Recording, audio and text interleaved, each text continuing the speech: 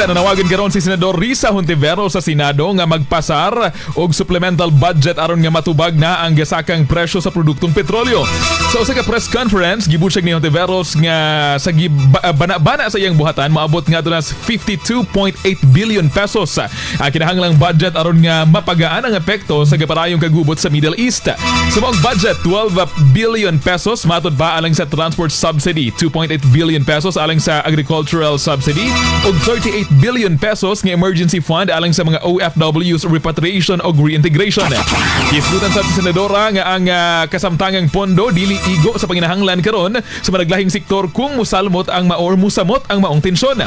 Samtang sa bahin sa Malacañang gipahimangnuan ang mga negosyante nga mamahimo silang mag-atubang og silot kung sila magpahimulo sa all price increase.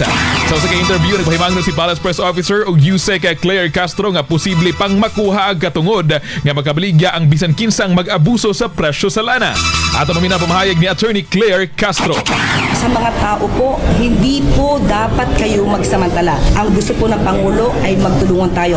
Kapag kayo po ay nagsamantala, meron po kayong kalalagyan. Kayo po ay madidimanda at maaaring matanggalan pa po kayo ng pagkakataon na kayo ay makapagnegosyo.